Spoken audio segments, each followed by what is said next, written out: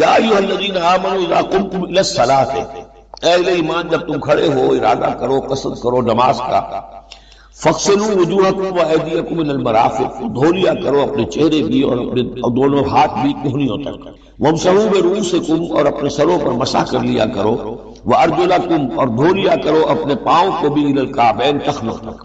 یہ ارجلکم اور ارجلکم دونوں قرأتیں ہمارے ہاں بھی ہیں، مستند قرأتوں میں ہیں۔ اہل تشیع جو ہے ویسے اس کو مستقل ارجلکم پڑھتے ہیں، اور ان کے نزدیک یہ مسح کے ساتھ ہے، وامسحوا برؤوسکم وارجلکم، مسح کر لیا کرو اپنے سروں پر بھی اور پیروں پر بھی۔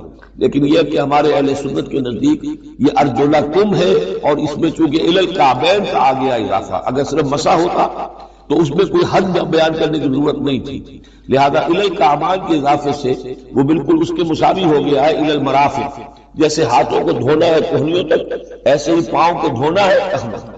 وَإِن كُنتُمْ جُنُبًا فَاطَّهَّرُوا، اور اگر تم حالت جنابت میں ہو تو پھر تم اور زیادہ پاکی حاصل کرو، یعنی غسل کرو، پورے جسم کا غسل کرو۔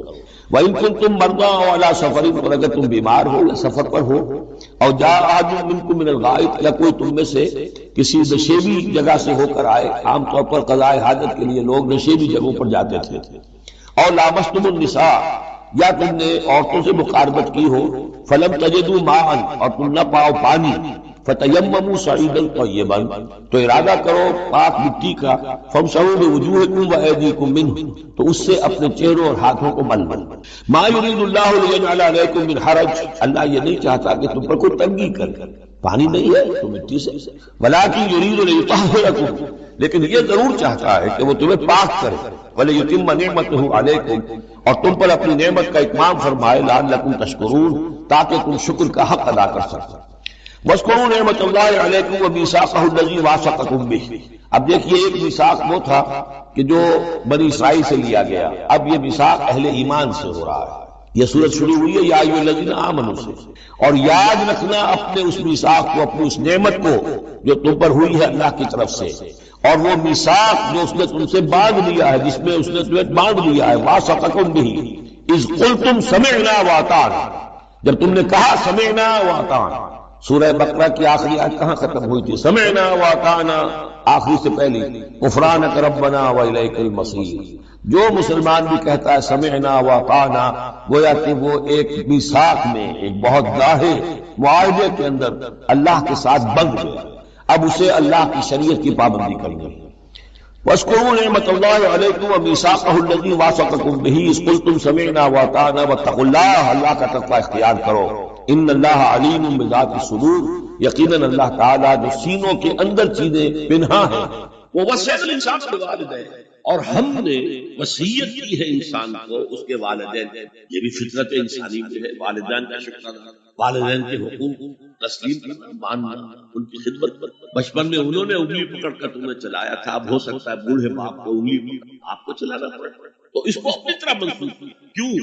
اگر حضرت لقمان کہتے تو اس میں ذرا جھجک والی بات تھی کہ اپنے حقوق اپنے بچے کو بتا۔ اللہ نے مضمون کی تکمیل کے لیے وَوَصَّيْنَا الْإِنسَانَ بِوَالِدَيْهِ، اس سے پہلے سورہ عنکبوت میں آیا ہے وَوَصَّيْنَا الْإِنسَانَ بِوَالِدَيْهِ حُسْنًا، ہم نے انسان کو وصیت کی ہے والدین کی بھلائی، نیک سلوک۔ کہ والدین میں سے والدہ کا معاملہ والد کے مقابلے میں بہت بڑا، والد کو آپ کو معلوم ہے جو بھی ایک تعلق ہوا بیوی سے، اس کے بعد کا جو سارا معاملہ ہے وہ تو ماں کے پیٹ میں، ماں کا خون چوس کر وہ بچہ پل رہا، حملتہ امہ وہنا علی وہن، اسے اٹھائے رکھا اس کی ماں نے کمزوری پر کمزوری جھیل کر، وفصالہ فی عامین، پھر 2 سال تک دودھ کی طرح چمٹا رہا ہے اور اس کا دودھ پیتا رہا ہے، اس کی توانائی سچ کرتا۔ لہذا والدہ کا حق والد کے مقابلے ایک حدیث نبوی کی روح سے 3 گنا، یہ بہت اہم نکتہ ہے۔ یہ ایک حدیث میں آتا ہے کہ ایک صحابی نے پوچھا حضور میرے حسن سلوک کا اولین مستحق کون ہے؟ فرمایا تیری ماں، کہا ان کے بعد؟ فرمایا تیری ماں، تیسری مرتبہ پوچھا ان کے بعد؟ تیری ماں، چوتھی مرتبہ پوچھا کہا تیرا باپ۔ گویا کہ والدہ کا حق اس کے ساتھ درد کہیں اس کو ٹھیس نہ پہنچا دے، اس لیے کہ بڑا سخت قسم کا نفسیاتی معاملہ ہوتا ہے۔ آپ کو معلوم ہے جب بچے تھے ہم تو اپنے والدین محبت کا مرکز، ان کی ساری محبت ہم پر پڑتی، ہم بھی ان کی شفقت کو مانتے محبت کرتے ہیں۔ ہماری شادی ہو گئی، اولاد ہو گئی، تو ہمارا ایک نیا مرکز محبت مجھ میں آ گیا، بیوی سے محبت ہے، اولاد سے۔ اب بوڑھے والدین کے اندر پیاس پیدا ہوئی محبت، یہی ہمارے ہاں ساس بہو کا جھگڑا ہے، اس کی اصل بنیاد نفسیاتی یہ ہے کہ ان کے دلوں میں پیاس۔ اب اگر ان کی دلجوئی کی جائے، ان کو وقت دیا جائے، ان کے پاس بیٹھا جائے، ان کی باتیں سنی جائیں، تب تو ان کو کچھ نہ کچھ جو ہے تسکین ہوتی، ورنہ ایک بڑا احساس محرومی شدید۔ یہی وجہ ہے کہ صرف دو چیزیں ہیں جن کا محض دیکھنا تعظیم اور محبت کے ساتھ موجب ثواب ہے عبادت۔ خانہ کعبہ کو محض دیکھنا عبادت، بیٹھ کر تعظیماً دیکھتے رہو، ثواب بھی نہیں کرنا، دیکھنا عبادت۔ اور بوڑھے والدین کو محبت بھری نگاہ سے دیکھنا عبادت۔ تو یہاں اللہ صاف فرما رہا اشکر لی والے والدین، پہلا شکر میرا ہے، خالق میں ہوں، والدین کے دل میں شفقت میں نے ڈالی ہے، مقدم شکر میرا ہو بھلے والدین۔ مخلوق میں سب سے زیادہ شکر والدین، اور یہ قرآن میں 5 جگہ آیا ہے۔ وَقَضَىٰ رَبُّكَ أَلَّا تَعْبُدُوا إِلَّا إِيَّاهُ وَبِالْوَالِدَيْنِ إِحْسَانًا، سورہ بقرہ میں ہے، سورہ نساء ان اشکر لی والوالدین الی المصیر، لوٹنا تو میری طرف ہے، میں حساب لے لوں گا کہ تم نے میرا بھی شکر ادا کیا تھا یا نہیں، اور اپنے والدین کا بھی شکر ادا کیا۔ اب دیکھیے 2 چیزیں آئی، ایک شکر اللہ کا اور اس کا تقاضا شرک، ایک شکر والدین کا۔ اگر یہ دونوں چیزیں ٹکرا جائیں، اس قدر منطقی ربط ہے قرآن مجید کی آیات۔ والدین حکم دے رہے شرک کرو، کیا کریں؟ آپ کے علم میں ہوگا حضرت سعد بن ابی وقاص رضی اللہ تعالی عنہ، عشرہ مبشرہ میں نوجوان تھے، ایز اے ٹینیجر ایمان لائے، باپ کو فوت ہوئے عرصہ ہو گیا تھا، ماں نے بڑی محبت سے، مال بہت چھوڑ گیا تھا باپ، ناز و نعم میں پالا، اب سعد ایمان لے آئے، والدہ نے کہا تم نے اپنے باپ کے دین کو چھوڑ دیا، میں جان دے دوں گی اگر تم اس سے واپس نہ آئے، اور اپنے مشرکانہ عقائد کو دوبارہ اختیار کیا، مرن برد۔ اب کیا بیت رہی ہوگی، کس قدر سلیم الفطرت نوجوان کا سعد، جو نوجوانی میں ہوئی ایمان، لیکن فطرت کے اندر جو چیز مثبت تھی، والدین کا ادب، اللہ جسے اپنی طرف منسوخ کر رہا ہے وہ فطرت ہے۔ اب یہ ٹکرا رہے ہیں، کیا آیت نازل ہوئی، اور یہ آیت قرآن کا میں بھی ہے سیگمنٹ کہ نہیں، یہاں اگر وہ تمہیں مجبور کرے، جاہداک کا لفظ یہاں پہ نوٹ کیجئے، اگر تم سے جہاد کرے، یہ جہاد صرف مسلمان نہیں کرتا، جہاد کافر بھی کرتا ہے، مشرک بھی کرتا ہے، لیکن جہاد ہے، مجبور کر رہے ہیں، پریس کر رہے ہیں کہ اپنے آبائی دین میں واپس آئے۔ مصعب بن عمیر کو برہنہ مادرزاد کر کے چچا نے نکال دی، نہایت ناز و نعام میں پلا ہوا نوجوان۔ نہرو جی کے بارے میں کہا جاتا ہے ان کے کپڑے پیرس سے سل کر آتے تھے، ان کا 200 درہم کا جوڑا شام سے تیار، باپ اتنی دولت، اور جہاں سے مصعب گزر جاتا تھا خوشبو اتنی رچی بسی ہوتی تھی ان کے لباس میں کہ پوری گلی، پورا بازار مہک رہا ہے، لوگ ہاں مصعب۔ جب ایمان لے آئے چچا نے کہا دیکھو یہ ساری دولت تمہارے مشرک باپ، اب نکل جاؤ گھر سے، تمہارا کوئی حق نہیں۔ اٹھ کر چلنے لگے، کہا یہ کپڑے جو تمہارے جسم پر ہے وہ بھی اسی مشرک باپ کے، اتار۔ مادرزاد برہنہ ہو کر ماں کے پاس انہوں نے آنکھوں پر پتھر رکھے، وہ سب کیا ہوا ہے؟ کہا ماں میں موحد ہوں، یہ ہے توحید، موحد اپنے آپ کو سمجھنا کچھ اور ہے، زندہ قوت تھی زمانے میں یہ توحید کبھی، اور اب کیا ہے فقط ایک مسئلہ علم کلام۔ وَإِن جَاهَدَاكَ عَلَىٰ أَن تُشْرِكَ بِي مَا لَيْسَ لَكَ بِهِ عِلْمٌ فَلَا تُطِعْهُمَا۔ اچھا یہ 2 الفاظ آتے ہیں شرک کے بارے میں، ما لیس لک بہ علم، تمہارے پاس کوئی علم نہیں ہے ان ہستیوں کے بارے میں جن کے بارے میں کہا جاتا ہے کہ وہ خدا کے شریک ہے۔ عقل جو ہے یہ عقل انسانی تسلیم نہیں کرتی کہ ایک ہی ارادہ ہے، ایک ہی اسکیم ہے، ایک ہی حکمت ہے، ایک ہی پلان ہے جو پوری کائنات کو اپنے احاطے میں لیے ہوئے۔ یا کہا جاتا ہے ما لم ينزل بہ سلطانا، کسی ایسی ہستی کو شریک نہ کرو جس کے لیے اللہ نے کوئی سند نہیں اتاری۔ اللہ اگر کہتا ہے میرے ساتھ یہ بھی شریک ہے تو ٹھیک ہے، ہم اللہ کو سجدہ کرتے ہیں، اس کو بھی کرتے ہیں، جیسے کہ حضور سے کہلوایا گیا ان کان للرحمن ولد فانا اول العابدین، اگر رحمان کا کوئی بیٹا ہوتا سب سے پہلے میں عبادت کرتا۔ کوئی نہیں ہے، نہ بیٹا ہے نہ بیٹی، قل هو اللہ احد اللہ الصمد لم یلد ولم یولد ولم یکن له کفوا احد۔ تو فرمایا وَإِن جَاهَدَاكَ عَلَىٰ أَن تُشْرِكَ بِي مَا لَيْسَ لَكَ بِهِ عِلْمٌ فَلَا تُطِعْهُمَا، لیکن یہی توازن دیکھیے، یہ صرف اللہ کے کلام میں ہو سکتا ہے، یہ نہیں کہ پھر ان کو دفع کرو، ان سے کوئی تعلق نہ رکھو، نہیں۔ صاحبهما فی الدنیا معروف، ان کا کہنا تو مت مانو اس معاملے میں، اللہ کا حق احق ہے، بالا تر ہے، لیکن ان کے ساتھ دنیا میں رہو معروف سے، ان کے حقوق ادا کرنا، چاہے مشرک ہے والدین، چاہے کافر ہے والدین، ان کی خدمت تمہارے ذمے ہے، ان کی ضروریات پورا کرنا تمہارے ذمے ہے، اپنے مقدرت کے مطابق صاحب ہوا فی الدنیا معروف، اور واتبع سبیل من اناب الی، پیروی والدین کی ضروری نہیں ہے، اطاعت والدین کی لازمی نہیں ہے، لا طاعت لمخلوق فی معصیت الخالق، کسی مخلوق کی اطاعت نہیں کی جا سکتی اگر اس سے خالق کی معصیت لازم آ رہی، تو والدین کے لیے بھی اطاعت مطلق نہیں، پیروی ان کی ضروری نہیں ہے، پیروی اس کی کرو جس نے اپنا رخ میری طرف کرنا، ابھی اللہ کا کلام چلتا ہے درمیان میں جو آیا اتباع اس کی، دیکھو کون ہے جس نے اپنا رخ میری طرف کر لیا ہے، پیروی اس کی کرو، والدین کی نہیں۔ اگر ایک شخص 40 سال کی عمر میں توبہ کرتا ہے اور اس سے پہلے نمازیں نہیں پڑھی تو کیا وہ قضا پوری کرے گا؟ میں اس کی ضرورت محسوس نہیں کرتا، جو علماء بتاتے ہیں کہ ہر ایک نماز کے ساتھ اتنی ہی رکعتیں اور پڑھ لی جائے تاکہ پچھلی قضا میں آپ کر لیں گے تو میرے نزدیک وہ نوافل میں شمار ہو جائے گا، لیکن یہ ہے کہ توبہ سے قبل کے تمام گناہ اللہ تعالیٰ معاف کرے، توبہ خالص ہو، صحیح ہو، شرائط حقیقی ندامت ہو، آئندہ طے ہو جائے کہ اللہ کا کوئی حکم نہیں ٹالے اور چھوڑ دیا جائے تو پھر توبہ صحیح ہے، اور اگر وہ حقوق العباد کا معاملہ ہے تو یا تو اس شخص سے معافی مانگی جائے، حاصل کی جائے معافی، یا اس کی تلافی کی جائے۔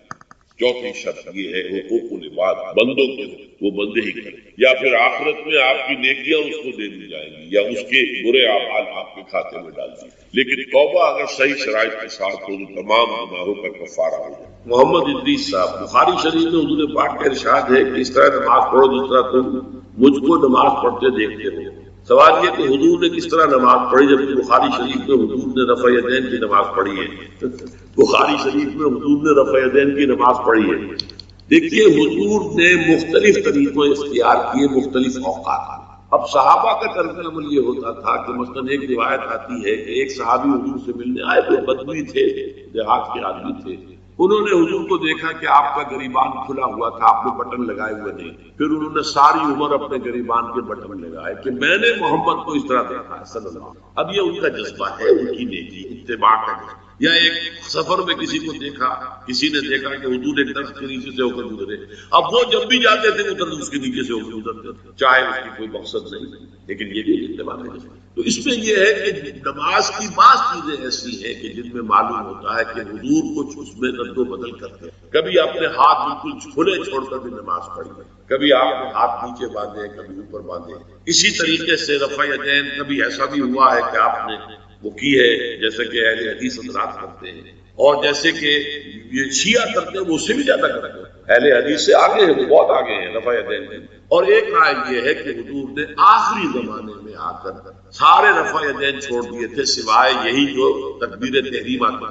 اب یہ روایات، اب یہ بحث ہو جائے گی علمی، کس روایت کا کیا مقام ہے، کس کی کیا حیثیت ہے۔ بخاری شریف میں جو روایت ہے وہ یہی ہے رفع یدین کی، جو آپ صحیح کہہ رہے ہیں، لیکن یہ کہ بخاری شریف واحد کتاب تو نہیں ہے حدیث کی، مصنف عبد الرزاق ایک کتاب ہے، اور اسی طریقے سے اور اس میں یہ کہ امام مالک کے پیروکار، حالانکہ امام مالک مدینے کے دارالہجرہ کے امام ہیں، وہ رفع یدین نہیں کرتے، امام شافعی کے کرتے ہیں، امام مالک کے نہیں کرتے، امام ابو حنیفہ کے نہیں کرتے۔ تو ان چیزوں میں بہت زیادہ پریشان ہونے کی ضرورت نہیں۔ اصل جو معجزہ ہے حضور کا اور اسلام کا وہ یہ ہے کہ 1400 برس گزر گئے لیکن نماز کے ضمن میں اتنا اختلاف نہیں ہے کہ تمام مسلمان باجماعت نماز نہ پڑھ سکیں۔ دیکھیں رفع یدین کرنے میں جماعت ٹوٹی نہیں، آپ نے کیا یا نہیں کیا، جماعت کی فارمیشن برقرار ہے۔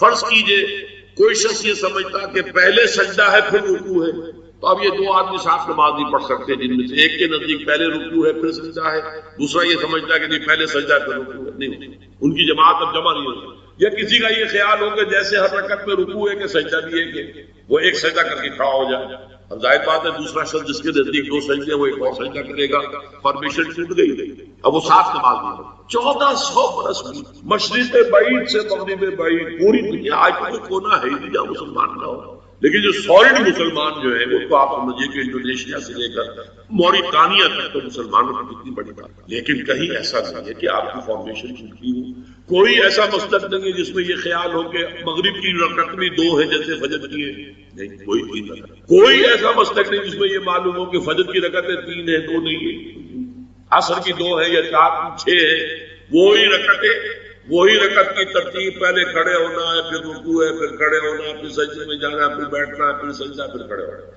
فارمیشن نہیں ٹوٹتی، شیعہ ہو، سنی ہو، اور اس میں حنفی ہو، مالکی ہو، شافعی ہو، حنبلی ہو، زیدی ہو، ظاہریہ ہو، کوئی بھی ہو، کسے باشد تمام مسلمان مل کر جماعت سے نماز ادا کریں گے اور ان کی جماعت ٹوٹتی۔ یہ ہے جس کو ہمیں سمجھنا چاہیے۔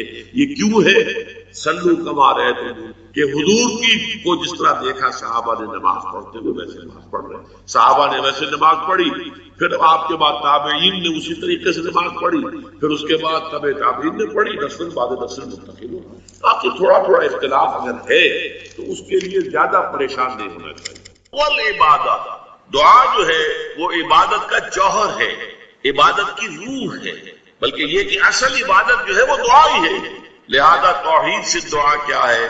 لا تدعو مع اللہ احدا، اللہ کے ساتھ کسی اور کو مت پکارو۔ یہ سورہ جن کی آیت ہے۔ یعنی یہ ہے کہ ایک تو یہ کہ آپ اللہ کو پکار ہی نہیں رہے اپنے دیویوں کو، دیوتاؤں کو، اپنے لات کو، عزا کو، منات کو، ہبل کو، وہ تو اور دور کی بات ہو گئی۔ ایک ہے شرک فی الدعا، اللہ کو بھی پکار رہے اور کسی اور کو بھی پکار رہے۔ اب وہ کوئی اولیاء اللہ بھی ہو سکتے ہیں، کوئی ملائکہ ہو سکتے ہیں، کوئی انبیاء کی ارواح ہو سکتی ہے، کسی کو پکارنا کسی کا بھی ہو۔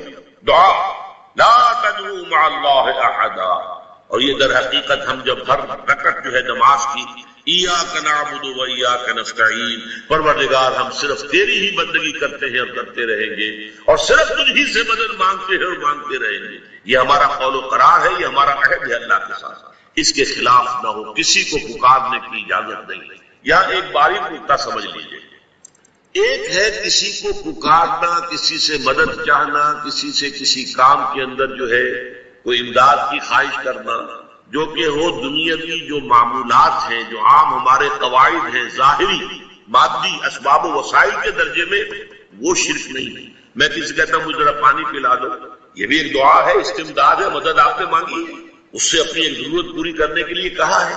لیکن کیا ہے یہ کہ گھڑا ہے، وہاں رکھا ہوا ہے، وہاں پانی ہے، اس میں سے پانی لائے گا، وہ دے دے۔ جو ظاہری قوانین طبیعہ جو ہے ان کے دائرے کے اندر کوئی دعا، کوئی استمداد، کوئی استعانت، کوئی استغاثہ، اس میں کوئی حرج نہیں۔ غیبی اعتبار سے کسی کے ساتھ بھی کوئی دعا کی جائے اللہ کے سوا، وہ شرک ہے۔ وہ استدعا ہو، استغاثہ ہو، استعانت ہو، استمداد ہو، استنصار ہو، کچھ بھی ہو، غیبی طور دنیا کے معروف طریقوں میں اور جو ہمارے طبعی قوانین ہیں ان کے دائروں کے اندر مدد مانگنا، اس میں قطعاً کوئی شرک نہیں ہے، توحید۔ البتہ اس میں بھی ایک باریک نکتہ ہے۔ ایک بزرگ تھے جو فوت ہو گئے، انہوں نے یہ بات مجھے جس طرح سمجھائی تھی وہ آج بھی میں ان کا مشکور ہوں کہ دنیا میں عام قاعدے قانون کے تحت بھی کسی سے کچھ کہنا کہ بھائی میرا یہ کام آپ کر دیجئے، آپ کر سکتے ہیں، ایک دفعہ کہنا جائز ہے، دوسری مرتبہ یاد دلا دینا کہ شاید بھول گئے، وہ بھی جائز ہے، تیسری مرتبہ کہنا شرک ہو جائے گا، اور اس میں الہا و زاری کرنا اور خوشامدیں کرنا اور گڑ گڑانا، یہ تو شرک ہے۔ تم نے یہ سمجھا ہے کہ تمہارا کام یہی کر سکتا ہے، کام کرنے والا تو اللہ ہے، لا فاعل فی الحقیقت ولا مؤثر الا اللہ۔ حضور نے فرمایا کہ اگر تمہیں جوتا باندھنے کا تسمہ درکار ہو تب بھی اللہ سے مانگو، کسی کے سامنے سوال کا جو ہاتھ جو ہے وہ دراز نہ کرو۔ اللہ نے تمہیں ایک عزت نفس دی ہے، اس عزت نفس کو ڈھیلا نہ بناؤ، کسی کے سامنے جو ہے اپنا ہاتھ پھیلا دینا، اپنی عزت نفس جو ہے تو ختم کر دینا، مت مانگو کسی سے۔ لیکن یہ کہ ٹھیک ہے دنیا میں کام چلتا ہے۔ حضور کا شکتی شان تو یہ تھی کہ اگر آپ سواری پر ہوتے تھے اور آپ کی چھڑی گر گئی تو سواری کو بٹھا کے اس سے اتر کر چھڑی خود اٹھاتے تھے، آپ کسی اپنے ساتھی سے یہ نہیں کہتے تھے کہ میری چھڑی پکڑا دو۔ آپ کی تو غیرت کا عالم جو ہے وہ بہت بلند تھا، بہت بلند تھا، بہت بلند تھا۔ لیکن دنیاوی عام طریقے سے سلطان بلکہ موجودہ پاکستان کے تقریباً پورے نصف علاقے تک پہنچ گیا تھا، فٹ ہلز آف کشمیر تک. یہ اسلام خالص عربی اسلام تھا. ملوکیت تو آ گئی تھی لیکن بدویت اور عربیت جو ہے اس کی چھاپ اس پر ابھی گہری تھی. اور اس اسلام میں نہ ابھی فرقے تھے، نہ مسلک تھے، نہ حنفی، نہ مالکی، نہ شافعی، نہ حنبلی. نہ عقائد کے بارے میں بحثیں شروع ہوئی تھی، علم کلام کی بحثیں ہوئی تھی، نہ ابھی یونانی فلسفے اور منطق کا حملہ ہوا تھا. ابھی کچھ نہیں تھا، سادہ اسلام. اسلام اپنی اصل سادگی پر برقرار تھا. چنانچہ اس کی قوت تسخیر بڑی زبردست ثابت ہوئی، اور خاص طور پر محمد ابن قاسم جو نوجوان 17-18 برس کا نوجوان اور نہایت نیک اور پاک باز سندھ کے ہندوؤں نے جو اپنی ایک روایت ہے کہ اس طرح کا آدمی تو کوئی اوتار ہی ہو سکتا ہے. فارسی میں بھی کہا جاتا ہے کہ در جوانی توبہ کردن شیوہ پیغمبری است. جوانی کے اس عمر میں بھی کوئی شخص پاک زندگی گزار رہا ہو، یہ تو پیغمبروں کا طریقہ ہے. اور ہندوستان میں تصور پیغمبروں کا نہیں تھا، اوتاروں کا تھا. تو اسے بھی ایک اوتار سمجھ کر اس کی مورتیاں تراش کر مندروں میں رکھ لی گئی اور ان کو پوجا جانے لگا. یہی چیز اس کے لیے خطرے کا سبب بن گئی ہے، کیونکہ اب بیک ہوم اسلام کا جو اصل گھر تھا عرب، اس میں ملوکیت آ چکی تھی. اور ملوکیت کبھی اسے برداشت نہیں کر سکتی کہ کوئی اور شخص اتنا پاپولر ہو جائے کہ اسے چیلنج کر سکے. لہذا محمد بن قاسم کو بلایا گیا اور شہید کر دیا گیا. اب اس کے بعد ظاہر بات ہے کہ وہ اسلام ریسیڈ کرنا شروع ہوا، واپس آنا شروع ہوا. اس کے کچھ اثرات اس علاقے میں رہ گئے، لیکن اسلام کی واپسی ہو. یہ اسلام کا پہلا ورود تھا بر عظیم کی سرزمین پر. اس کے بعد اسلام آیا ہے 300 برس بعد، اور اب یہ آیا ہے شمال مغربی سرحدی صوبے میں جو درے ہیں، کوہ سلیمان میں، وہ ہندو کش اور کوہ سلیمان میں درائے خیبر ہے، درائے کوچی ہے، درائے گومل ہے، درائے بولان ہے. یہاں سے آنا شروع. اس اسلام کی خصوصیات کچھ اور تھی. ان 300 سالوں میں فقہی مسالک بھی پیدا ہو چکے تھے. حنفی، مالکی، شافعی، حنبلی، ان کے درمیان اختلافات بھی تھے، بحثیں بھی تھی، مناظرے بھی تھے. دوسرے ایک خاص جو ہے تصوف کا فن جو ہے وہ بہت ترقی کر چکا تھا، اور اس میں اکثر و بیشتر وحدت الوجود کا تصور اس کی بنیاد میں موجود تھا. تیسری بات یہ نوٹ کیجئے کہ یہاں جو لوگ آئے وہ سب حنفی تھے، اور یہ ترک قبائل ہی تھے در حقیقت، اور ترکوں میں سے بھی غلام لوگ تھے. اسی لیے پہلا خاندان مسلمانوں کا یہاں خاندان غلاماں کہلاتا ہے. ترک غلام تھے یہ، جو اپنی ذاتی صلاحیت اور اپنی استعداد کی بنا پر ترقی کرتے کرتے بادشاہت کے مقام تک پہنچے. عالم اسلام میں اس وقت 2 عظیم جگہوں پر غلاموں کی حکومت تھی، اور اس سے اندازہ ہو سکتا ہے کہ اسلام میں غلاموں کا فیوچر کتنا روشن ہے. ممالک، مملوک، یہ مصر میں حکمران تھے، وہ بھی غلام تھے. خاندان غلامہ، قطب الدین ایبک، شمس الدین التتمش، یہ سب کون تھے؟ غلام. بہرحال اب جو اسلام آیا اس میں قیادت کی ایک تسلیس پیدا ہو چکی تھی، توحیدی شان نہیں رہی تھی. خلافت راشدہ میں قیادت توحیدی تھی. خلیفہ وقت ہی حاکم بھی تھے، خلیفہ وقت ہی مجتہد بھی تھے، عالم بھی تھے، اور وہی سب سے بڑے اللہ والے بھی تھے. لیکن اس کے بعد جو اسلام میں قیادت جو ہے مسلمانوں کی 3 شاخوں میں بٹ گئی. سیاسی قیادت وہ تو قبائلی عصبیت کی بنیاد پر قائم ہو رہی ہے. تو سیاست تو ہو گئی طاقت کے بل پر، جس کی لاٹھی اس کی بھینس. اس کے بعد جو اس دینی قیادت تھی وہ 2 حصوں میں منقسم ہو گئی. علمی قیادت، علماء، مفسرین، فقہاء، محدثین، اور ایک ہو گئی صوفیاء کی قیادت. تو یہ تھی کیفیت جس میں کہ بر عظیم پاک و ہند میں اسلام وارد ہوا ہے پہلے ورود کے 300 برس بعد. اب اس کے 500 برس کے بعد یہاں ایک اور ایلیمنٹ آیا، اور وہ تھا شیعیت کا. آپ کو معلوم ہے کہ سن 1000 عیسوی میں پاکستان کا جو علاقہ اس وقت کا ہے یہ عالم اسلام میں داخل ہو چکا تھا. شہاب الدین غوری وغیرہ کی حکومت وہاں تک تو تھی.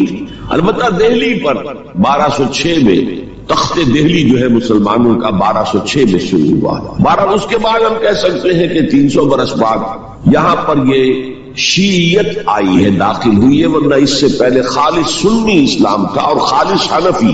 شیعیت کی وجہ سے جو کچھ بھی بعد میں اسلام کو یہاں پر اس تقسیم کی وجہ سے، شیعہ سنی اختلافات کی وجہ سے جو بہت بڑے بڑے نقصانات اٹھانے پڑے، ان میں سے مثلاً 2 کا میں تذکرہ کرنا چاہتا ہوں۔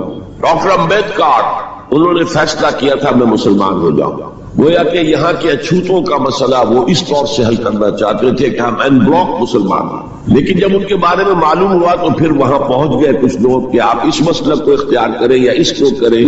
وہ اسی حیث بحث میں پھر انہوں نے فیصلہ کیا کہ میں کوئی بھی نہیں اختیار کرتا، اگر کوئی ایک اسلام ہے ہی نہیں، اب میں ایک کو اختیار کرتا ہوں تو دوسرے سے میری مخاصمت ہو جائے گی، دوسرے کو اختیار کرتا ہوں تو پہلے سے ہو جائے گی۔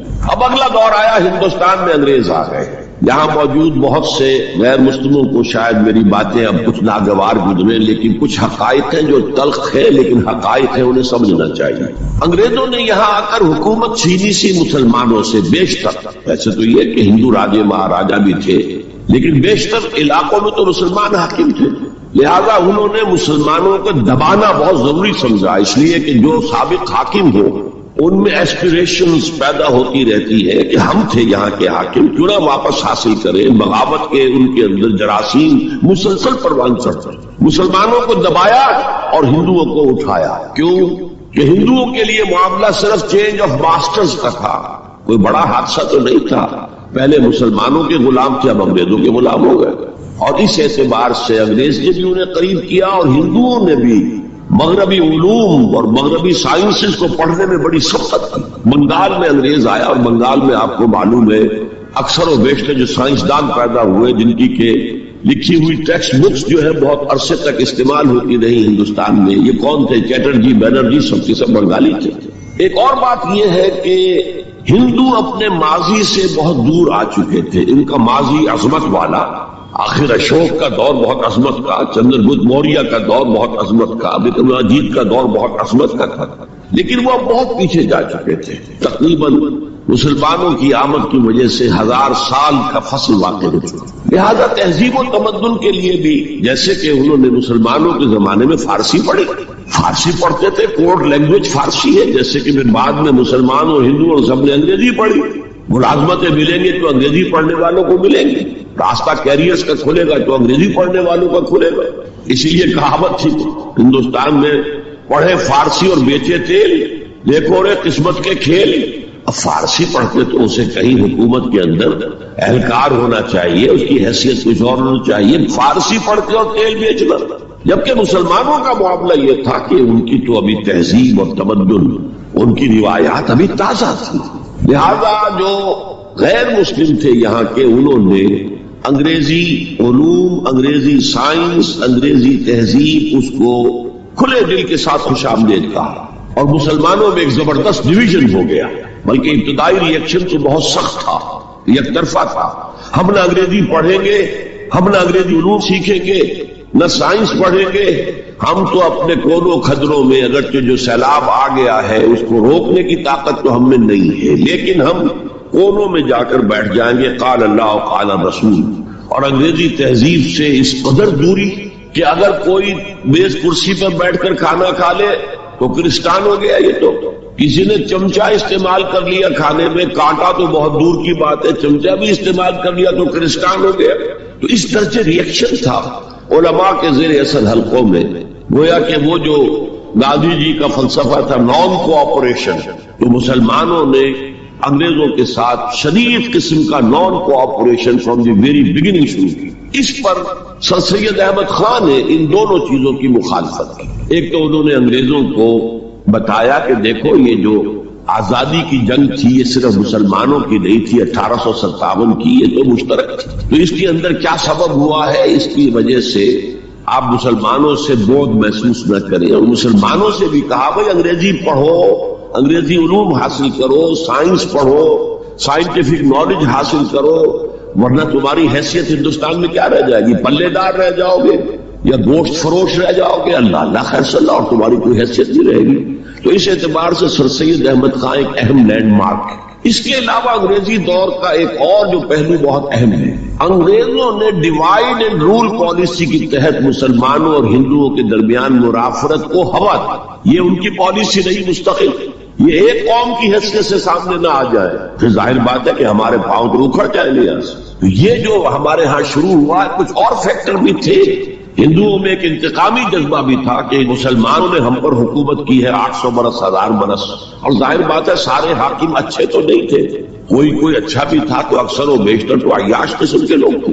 ہم نے محل بنائے، تاج محل بنائے، ہم نے کوئی کام اور تو کیا نہیں۔ دین کی تبلیغ تو اولیاء اللہ نے کیا، صوفیاء نے کی، کبھی بھی سرکاری سطح پر، حکومت کی سطح پر یہاں تبلیغ اسلام کا اہتمام نہیں۔ ایک دو ایکسیپشنز ہیں، ایک راجہ گجرات کاٹھیا واڑ کے علاقے کا جس نے کہ تبلیغ کا اہتمام کیا، ایک راجہ کشمیر کا تھا جس نے تبلیغ کا اہتمام کیا، باقی حکمرانوں نے کوئی کوشش نہیں۔ آزادی سے قبل متصلاً جو کیفیت پیدا ہو گئی تھی اس کا ایک اہم فیکٹر یہ تھا کہ مسلمانوں میں ہندوؤں کا ایک خوف پیدا ہو، کیونکہ جو نظام اب بن چکا تھا وہ تو یہ تھا کہ ووٹ کی بنیاد پر فیصلے ہوں گے، ون مین ون ووٹ۔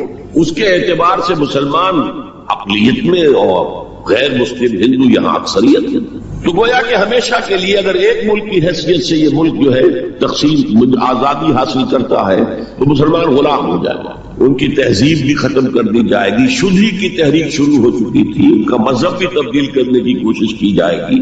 میوات کے علاقے میں بڑی زبردست تحریک اٹھائی گئی تھی شدھی کی، جس کا توڑ کرنے کے لیے مولانا محمد الیاس رحمۃ اللہ علیہ سامنے آئے اور تبلیغی جماعت کا انہوں نے سلسلہ شروع کیا۔ یہ اصل میں میوات کے اندر جو شدھی کی تحریک تھی اس کا جواب، اس سے حفاظت مسلمان کا۔ تو اندیشہ یہ تھا کہ ہندو ایکسپلائٹ کرے گا، ہماری تہذیب کو ختم کرے گا، ہماری زبان کو ختم کرے گا، معاشی طور پر ہمیں ایکسپلائٹ کرے گا، مفلوج کرے گا، اور اپنی سی کوشش کرے گا کہ ہمارا مذہب بھی تبدیل کرا دے۔ تو مسلمانوں کی ایک قومی جماعت، اگرچہ وہ شروع میں قومی اس کو کہنا غلط تھا، وہ نوابوں، جاگیرداروں، نواب زادوں ان کی جماعت تھی مسلم لیگ جو 1906 میں قائم ہوئی۔ مسلمان عوام کا اس سے ساتھ کوئی نہ رابطہ تھا، نہ ان کا کوئی رابطہ عوام کے ساتھ۔ اس کی جو 1906 سے لے کر 1924 تک کی جدوجہد ہے وہ ساری دفاعی جدوجہد تھی۔ ہمارے یہ حقوق ہونے چاہیے، ہمیں اس کی ایشورنس دی جانی چاہیے، ہمیں سیپریٹ الیکٹوریٹ دیا جائے، اور یہ کہ اس سے بھی آگے بڑھ کر ہمیں مرکز میں کچھ زیادہ حیثیت دی جائے تاکہ ہماری بھی کوئی حیثیت ہو، کوئی توازن پیدا ہو سکے۔ بس اسی پر ساری گفتگو گفت و شریف تھی، اور اس کے ضمن میں محمد علی جناح جو ہے وہ تو پروفٹ آف لو قرار دیے گئے تھے، اتحاد کا پیغام بر۔ وہ 1906 میں تھے انڈیا میں موجود، مسلم لیگ میں شامل نہیں ہوئے تھے، کانگریس کے رکن تھے۔ اس کے بعد 1913 میں جا کر مسلم لیگ میں شامل ہوئے ہیں مولانا محمد علی جوہر کے کہنے پر، پھر بھی کانگریس کے رکن بھی رہے، مسلم لیگ کے رکن بھی رہے، اور انہوں نے حتی امکان کوشش کی کہ کوئی فارمولا ایسا بن جائے جس پہ کہ اتحاد ہو جائے اور ضمانت مل جائے کہ مسلمانوں کے ساتھ کوئی اس قسم کا سلوک نہیں کیا جائے گا کہ وہ بالکل یوں سمجھیے کہ نیچے لگ کر رہ جائیں، ان کی کوئی حیثیت نہ رہے۔ لیکن وہ ناکام ہوئے، شدت کے ساتھ ناکام ہوئے، اور پھر اس درجے مایوس ہوئے کہ ہندوستان چھوڑ کر جا کر انگلستان میں بس گئے، اور وہاں انہوں نے اپنی لیگل پریکٹس شروع کر دی۔ ایس ایم اکرام صاحب جو ایک بڑے مصنف ہیں، آب کوثر، موج کوثر، روض کوثر کے جو مصنف، وہ اہم ترین کتابیں ہیں 3 مسلم انڈیا کی، political as well as cultural history, ثقافتی جو معاملہ ہے وہ بھی ساتھ ساتھ ہر دور میں کیا اس کا رنگ رہا ہے، اس کو بہت ہی سمجھیے ایک بڑے ماہرانہ انداز میں انہوں نے بہت عمدگی کے ساتھ مرتب کیا ہے۔ وہ اس وقت آکسفورڈ میں پڑھ رہے تھے، طالب علم سے نوجوان، وہ ملے محمد علی جناح سے۔ اس وقت تک ابھی وہ قائد اعظم کا تو خطاب انہیں نہیں ملا تھا، محمد علی جناح، اور ان سے کہا آپ ہندوستان چھوڑ کے کیوں آ گئے، ہندوستان کے مسلمانوں کو تو آپ کی ضرورت ہے۔ تو انہوں نے سخت الفاظ کہے تھے کہ ہندو ناقابل اصلاح ہے۔ یہ اس وقت کی ہندو قیادت پر ان کا تبصرہ تھا، اور مسلمانوں کا حال یہ ہے کہ ان کا کوئی لیڈر مجھ سے صبح جو بات کرتا ہے شام تک ڈپٹی کمشنر یا گورنر تک پہنچا دیتا ہے، تو ایسی قوم کی قیادت میں کیسے کروں؟ لیکن اصل میں ایک ٹرننگ فیکٹر آیا ہے، turning point in the history of Muslim league movement, and that was 1930۔ اس میں جو الہ آباد میں مسلم لیگ کا سیشن ہوا تھا، اس میں خطبہ صدارت دیا تھا علامہ اقبال۔ علامہ اقبال اس سے پہلے ہندوستان میں ایک سور پھونک چکے تھے کہ اب اسلام کی نشأت ثانیہ کا دور آنے والا ہے، اسلام جو ہے دوبارہ دنیا کے اندر برسر عروج آئے گا۔ ایک امید افزا صورتحال علامہ اقبال نے اپنی ملی شاعری سے پیدا کر دی۔ کتاب ملت بیضا کی پھر شیرازہ بندی ہے، یہ شاخ ہاشمی کرنے کو ہے پھر برگو بر پیدا، سبق پھر پڑھ صداقت کا، شجاعت کا، عدالت کا، لیا جائے گا تجھ سے کام دنیا کی امامت کا۔ نوا پیرا ہو اے بلبل کے ہو تیرے ترنم سے، کبوتر کے تنے نازک میں شاہی کا جگر پیدا۔ اور ویسٹرن سویلائزیشن کو انہوں نے چیلنج کیا تھا، دیار مغرب کے رہنے والوں، خدا کی بستی دکان نہیں ہے، کھڑا جسے تم سمجھ رہے ہو وہ اب ذرے کم عیار ہوگا، تمہاری تہذیب اپنے خنجر سے آپ ہی خودکشی کرے گی، جو شاخ نازک پہ آشیانہ بنے گا ناپائیدار۔ یہاں فرسٹ ورلڈ وار کے بعد جو عالم اسلام کی کیفیت ہوئی تھی اس پر کس قدر یاس انگیز، نا امیدی سے بھرا ہوا مرثیہ مولانا حالی نے لکھا تھا۔ قوم کی زبان اس وقت وہ قومی شاعر جو ہے قوم کی زبان ہوتا ہے۔ پستی کا کوئی حد سے گزر نہ دیکھے، اسلام کا گر کر نہ ابھر نہ دیکھے، مانے نہ کبھی مد ہے ہر جزر کے بعد، دریا کا ہمارے جو اترنا دیکھے۔ اور آخر میں جو مناجات بحضور سرور کونین صلی اللہ علیہ وسلم، اے خاصہ خاصان رسول وقت دعا ہے، امت میں تیری آ کے عجب وقت پڑا ہے، وہ دی جو بڑی شان سے نکلا تھا وطن سے، پردیس میں وہ آج غریب الغربا ہے۔ اسی قسم کے مرثیے علامہ شبلی نے کہے، مولانا حمید الدین فراہی نے کہے، لیکن اقبال پہلا شاعر ہے جس نے کچھ مرثیے بھی کہے ہیں۔ جب انگلینڈ جاتے ہوئے وہ گزر رہے تھے سسلی، جزیرہ سسلی کے پاس سے جہاز گزر رہا تھا تو دل میں ہوک اٹھی ہے، کبھی یہ مسلمان جہاز رانوں کا مرکز ہوتا تھا، بیس ہوتا تھا، رولے اب دل کھول کر ہے دیدہ خونابہ بار، وہ نظر آتا ہے تہذیب حجازی کا مزار، تھا یہاں ہنگامہ ان سیرا نشینوں کا کبھی، بحر بازی گاہ تھا جن کے سفینوں کا کبھی۔ کہا ہے مرثیہ بھی کہا، اقبال کے یہاں مرثیہ ہے، لیکن ساتھ ہی ایک امید افزا پیغام کہ اب دوبارہ نکل کے صحرا سے جس نے روما کی سلطنت کو الٹ دیا تھا، سنا ہے یہ قدسیوں سے میں نے، وہ شیر پھر ہوشیار ہوگا۔ یہ جو عوامی ایک فضا ان کی شاعری سے پیدا ہو چکی تھی، ملی شاعری سے، انہوں نے 1930 میں آ کر مسلم لیگ کی موومنٹ میں اس کا انجیکشن لگا دیا۔ اسی طرح چلتی ہوئی ایک تحریک تھی 1906 سے آئی تھی، 24 برس ہو چکے تھے 1930 تک، اب اس میں ایک انجیکشن لگا دیا گیا، احیاء اسلام۔ اس خطبے میں علامہ نے ایک طرف مسلم قومیت کو بہت مستحکم کیا دلائل کے ساتھ، عمرانی دلائل، پولیٹیکل سائنس کے جو مستحکم اصول ہیں ان کی بنیاد پر کہ مسلمان ایک علیحدہ قوم، اور نمبر 2 انہوں نے کہا، اور یہ ایک پروفیسی تھی، ایک طرح کی مستقبل کے بارے میں ایک پیشن گوئی تھی، تجویز نہیں تھی۔ پارٹیشن آف انڈیا کی تجویز تو بہت بعد میں آئی ہے 1940 میں، یہ 1930 کی بات میں کر رہا ہوں۔ انہوں نے کہا تھا مجھے یقین ہے کہ یہ ڈیسٹنی ہے، تقدیر مبرم ہے کہ ہندوستان کے شمال مغرب میں شمال مشرق کا انہیں اس وقت احساس نہیں ہوا تھا، ایسٹ پاکستان کا جو اب بنگلہ دیش ہے ادھر ان کی نگاہ نہیں گئی تھی، ہندوستان کے شمال مغرب کے اندر ایک آزاد مسلمان ریاست قائم ہوگی، اور اگر ایسا ہو گیا تو ہمیں موقع مل جائے گا کہ دور ملوکیت میں، جس کے لیے لفظ بڑا ثقیل استعمال کیا انہوں نے، عرب امپیریلزم، یہ بنو امیہ بنو عباس یہ عرب امپیریلسٹ تھے، یہ عرب قوم کا امپیریلزم تھا، ان کی حکومت اسلام کی عکاسی کرنے والی نہیں تھی، اسلام کی عکاسی کرنے والی تو خلافت راشدہ تھی، ابو بکر تھے، عمر تھے، عثمان تھے، علی تھے رضی اللہ تعالی عنہ۔ تو دور ملوکیت میں یا دور عرب امپیریلزم میں جو داغ دھبے آ گئے ہیں اسلام کے چہرے پر، انہیں صاف کر کے اور صحیح اسلام کی ایک شکل دنیا کو دکھایا۔ یہ انجیکشن ہے پازیٹیو مقصد کا۔ اس وقت تک، اس سے پہلے تک تحریک صرف ایک منفی جذبے پر چل رہی تھی، ہندو کا خوف، ہندو اکثریت کا خوف، ایکسپلائٹیشن کا اندیشہ، لیکن اب اسے ایک مثبت بنیاد دی گئی۔ 1932 میں قائد اعظم گئے انگلستان، لندن، گول میز کانفرنس میں، جناح صاحب اس میں شریک نہیں تھے اس لیے کہ وہ تو ویسے سیاست کا میدان چھوڑ چکے تھے۔ اس موقع پر پھر علامہ اقبال نے ملاقاتیں کی ہیں جناح صاحب سے، اور وہی انجیکشن ان کو بھی لگا اور انہیں پھر آمادہ کیا کہ آئیں واپس ہندوستان، اور اس انجیکشن کے حوالے سے مسلمانوں نے ہند کو منظم کرے اور جمع۔ تو یہ پھر تحریک پاکستان جو ہے، چونکہ مسلمانوں کے جذبات کے ساتھ اس کی ہم آہنگی، معجزہ ہو گیا کہ مسلم مائنورٹی کے پروونسز نے کس طریقے سے یکجا اور یکسو ہو کر اس موومنٹ کو سپورٹ کیا، حالانکہ انہیں معلوم ہے کہ کسی بھی حساب سے ان کے تو پاکستان میں شامل ہونے کا کوئی امکان تھا ہی نہیں۔ بلکہ تحریک مسلم لیگ اصل میں مائنورٹی پروونس کی تحریک تھی. جو صوبے بعد میں پاکستان میں شامل ہوئے ہیں ان میں سرحد میں تو کانگریس کی حکومت تھی ٹل دی لاسٹ ڈیٹ. پنجاب میں یونینسٹ حکومت تھی ٹل دی لاسٹ ڈیٹ. صرف ایک سندھ تھا مغربی پاکستان میں کہ جو وہاں مسلم لیگ کی حکومت تھی. ہاں بنگال میں مسلم لیگ کی حکومت تھی اور بنگال ہی مولد ہے جہاں ولادت ہوئی ہے 1906 میں مسلم لیگ کی, اور طویل ترین عرصے تک مسلم لیگ کی حکومت وہاں رہی. اب بھی وہاں پر تحریکیں چلتی رہتی ہیں اینٹی پاکستان. 2 مرتبہ پاکستان نے ایئر فورس بھی استعمال کی ہے وہاں پر, یہ سب کچھ آپ کو معلوم ہے. بہرحال اس کے نتیجے میں ملک تقسیم ہو گیا اور 2 قوموں کے درمیان جو نفرت اس دوران میں پیدا ہو گئی تھی وہ ایک آتش فشاں کی طرح پٹ جو کچھ ہوا ہے پارٹیشن کے وقت. میں نے آپ کو بتایا تھا انگریزوں سے آزادی ہم نے حاصل کی لیکن ہم نے نہ ایک انگریز کو مارا نہ کسی انگریز نے ہم میں سے کسی کو مارا. لیکن جو آپس کی خوریزی ہوئی تاریخ انسانی کی عظیم ترین ٹرانسفر آف پاپولیشن, کروڑوں انسان ادھر سے ادھر سے ادھر